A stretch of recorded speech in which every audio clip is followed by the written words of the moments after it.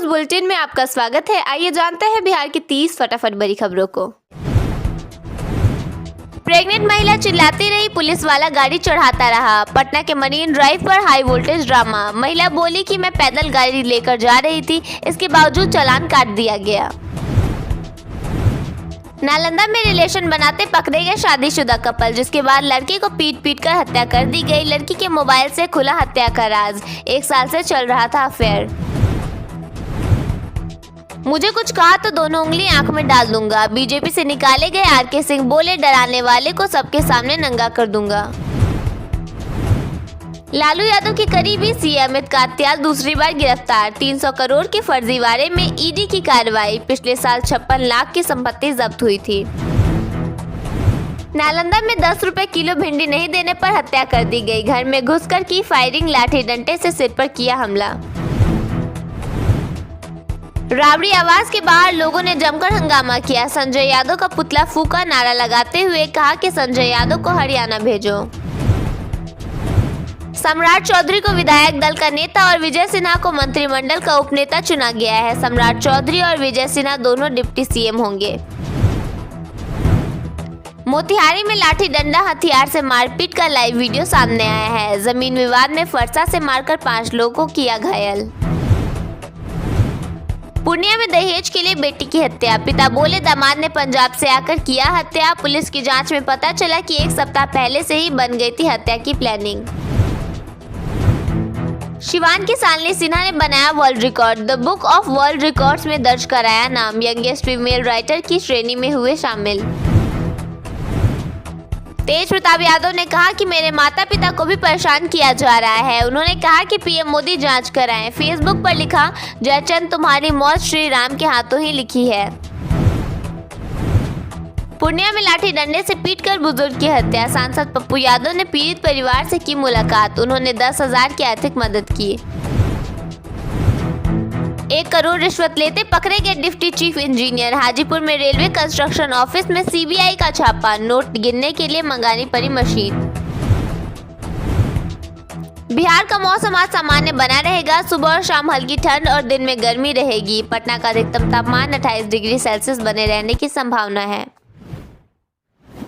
शिवान में प्रधानमंत्री किसान सम्मान निधि की 21वीं किस्त का हस्तांतरण कार्यक्रम हुआ, जिसमें 3,71,641 किसानों के खाते में 74.73 करोड़ रुपए भेजे गए। कृषि पदाधिकारी आलोक कुमार ने बताया कि यह योजना किसानों को आर्थिक रूप से मजबूत कर रही है। कार्यक्रम में आधुनिक कृषि तकनीकों पर भी चर्चा की गई। पटना मेट्रो के विस्तार का काम तेजी से अंतिम चरण में है। खेमनी चौक और मलाही पकड़ी के 2 नए स्टेशनों पर निर्माण लगभग पूरा हो चुका है और इनके फरवरी 2026 तक उद्घाटन की संभावना जताई जा रही है। अभी मेट्रो सिर्फ ISBT से 0 माइल और भूतनाथ तक चल रही है। बिहार में 474 करोड़ का एक नया निवेश आया है। सरकार इसके लिए 16 औद्योगिक इकाइयों को कुल 6.13 एकड़ भूमि का आवंटन किया गया है। सरकार के पास अब जमीन की किल्लत हो गई है। सरकार में औद्योगिक लैंड बैंक विकसित करने की प्रक्रिया चल रही है। नई सरकार के गठन के बाद तेजी आएगी।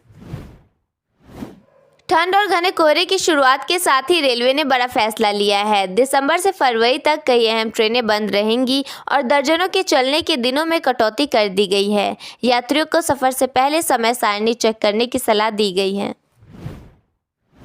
नवंबर माह को लंग्स कैंसर जागरूकता माह के रूप में मनाया जाता है। इस उपलक्ष्य में सवेरा कैंसर हॉस्पिटल के निदेशक व वरिष्ठ cancer surgeon doctor VP Singh ने कहा कि फेफड़ों का कैंसर आज तेजी से बढ़ता हुआ कैंसर है, लेकिन शुरुआती अवस्था में इसकी पहचान हो जाने पर मरीज के स्वस्थ होने की संभावना कई गुना बढ़ जाती है। बिहार सरकार ने किसानों की सिंचाई के लिए बड़ा कदम उठाते हुए बिजली पर निर्भरता कम करने की पहल की है। बिहार विद्युत विनियामक आयोग ने कंपनी के प्रस्ताव को मंजूरी देते हुए सौर ऊर्जा से सिंचाई की व्यवस्था शुरू करने का निर्णय लिया है। आयोग की बैठक में पहले फेज में 9 जिलों के 18 फीडरों को सोलरीकृत करने की स्वीकृति दी गई है। इसमें 60.24 मेगावाट बिजली उत्पादन होगा और 1 लाख से अधिक सिंचाई पंप सौर ऊर्जा से चल सकेंगे, जिससे किसानों को सस्ती ऊर्जा मिलेगी और डीजल पर निर्भरता कम होगी। ठंड के मौसम में भी ट्रेनें सुरक्षित व सही समय पर निर्धारित स्टेशन पर पहुंच सके, इसके लिए रेलवे की तरफ से विशेष व्यवस्था की गई है। यात्रियों की सुविधा के लिए समस्तीपुर रेल मंडल ने विंटर सेफ्टी और फॉग सेफ्टी ड्राइव को मिशन मोड में शुरू किया है। गाजीपुर में सीडीओ संतोष कुमार वैश्य की अध्यक्षता में प्रधानमंत्री आवास योजना की समीक्षा बैठक हुई। उन्होंने आवास प्लस सर्वे 2024 के तहत अधूरे आवासों को 1 सप्ताह में पूरा करने के निर्देश दिए हैं। लाभार्थियों को मनरेगा के तहत रोजगार और अन्य सुविधाएं सुनिश्चित करने को कहा गया है। मनिहारी और भावरकोल के बीडीओ से स्पष्टीकरण मांगा गया। पटना के गांधी मैदान में नीतीश कुमार 10वीं बार बिहार के मुख्यमंत्री पद की शपथ लेंगे। नई सरकार में एक महिला को डिप्टी सीएम बनाया जा सकता है। महिलाओं के समर्थन को देखते हुए भाजपा 2 से 3 महिलाओं को कैबिनेट में जगह दे सकती है। नीतीश कुमार 20 नवंबर को मुख्यमंत्री पद की शपथ लेंगे। इसके लिए गांधी मैदान में समारोह की तैयारी भव्य तरीके से की जा रही है। खास बात यह है कि अलीनगर विधानसभा की विधायक मैथिली ठाकुर और सांसद मनोज तिवारी इस समारोह में परफॉर्म करेंगे।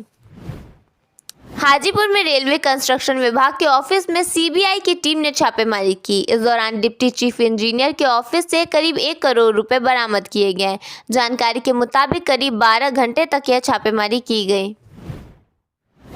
पटना के फतुहा में इंस्टाग्राम पर दोस्ती की बाद एक लड़की को बहला फुसलाकर होटल ले जाकर युवक और उसके साथियों ने लड़की के साथ जबरदस्ती किया। पीड़िता की शिकायत पर पुलिस ने त्वरित कार्रवाई करते हुए चारों आरोपियों को गिरफ्तार कर लिया है और सीसीटीवी सहित सभी साक्ष्यों की जांच जारी है।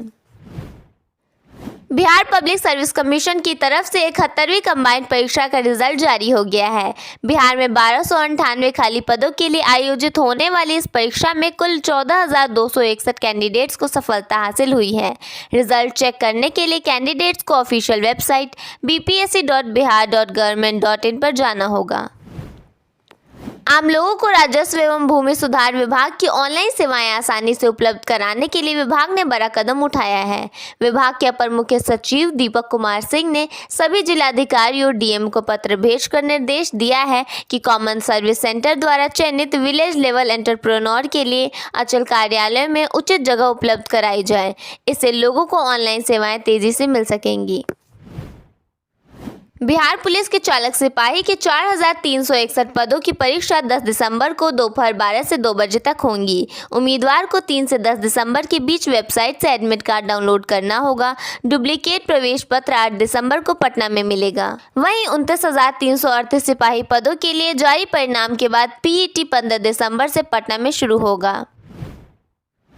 पूर्वी चंपारण जिले में 12 विधानसभा सीटों पर हुए चुनाव में 70 प्रत्याशियों की जमानत जब्त हो गई। ये उम्मीदवार चुनाव में आवश्यक न्यूनतम वोट प्राप्त करने में विफल रहे। जनसुराज पार्टी और बहुजन समाज पार्टी के प्रत्याशियों का प्रदर्शन भी निराशाजनक रहा। कई निर्दलीय और छोटे दलों के उम्मीदवारों की भी जमानत जब्त हो गई। बिहार विधानसभा चुनाव 2025 में जनसुराज की हार के बाद प्रशांत किशोर ने कहा कि वे नतीजों से परेशान हैं और ठीक से सो नहीं पाए। उन्होंने कहा कि वे हार नहीं मानेंगे और बिहार में प्रयास जारी रखेंगे। किशोर ने माना कि उनकी पार्टी चुनावी सफलता नहीं पा सकी, लेकिन उन्होंने चुनाव के मुद्दों को बदलने का प्रयास किया। उन्होंने कहा कि जनसुराज जाति और धर्म से हटकर रोजगार जैसे मुद्दों पर लड़ी। लखीसराय के किऊल जंक्शन पर अचानक आग लगने से स्टेशन पर अफरा तफरी मच गई। आग के कारण ट्रेनों का आवागमन बाधित हो गया, जिससे यात्रियों को भारी परेशानी हुई। स्टेशन प्रशासन और स्थानीय लोगों ने मिलकर आग बुझाने का प्रयास किया। गया के अनुग्रह नारायण मगध मेडिकल कॉलेज अस्पताल में गंदगी से मरीज परेशान है। सर्जरी और मेडिसिन विभाग के रास्ते में नाली का गंदा पानी जमा रहने से बदबू आती है। मरीजों और परिजनों को नाक ढककर गुजरना पड़ता है, जिससे संक्रमण का खतरा बढ़ गया है। परिजनों ने प्रशासन से सफाई व्यवस्था दुरुस्त करने की मांग की है। अस्पताल प्रशासन ने जल्द सफाई कराने का आश्वासन दिया है। अमेरिका के राष्ट्रपति डोनाल्ड ट्रंप की ओर से भारत और पाकिस्तान के बीच युद्ध रोकने के दावे दोहराने के बाद कांग्रेस पार्टी ने मोदी सरकार पर निशाना साधा है। ट्रंप ने मंगलवार को सऊदी अरब के क्राउन प्रिंस मोहम्मद बिन सलमान के साथ हुई बैठक में भारत और पाकिस्तान के बीच युद्ध रोकने के अपने दावे को दोहराया। इस पर प्रतिक्रिया देते हुए कांग्रेस नेता जयराम रमेश ने कहा, ट्रंप ने 60वीं बार कहा कि उनकी वजह से भारत और पाकिस्तान के बीच में युद्ध रोका गया है। भारत को ऑपरेशन सिंदूर रोकना पड़ा। 60 बार उन्होंने दोहराया और हमारे प्रधानमंत्री चुप हैं। मुझे समझ नहीं आता क्यों डरे हुए हैं, किस बात से डरे हुए हैं। क्यों नहीं खुलकर कहते कि राष्ट्रपति ट्रंप गलत कह रहे हैं। प्रधानमंत्री को अपनी चुप्पी तोड़नी चाहिए।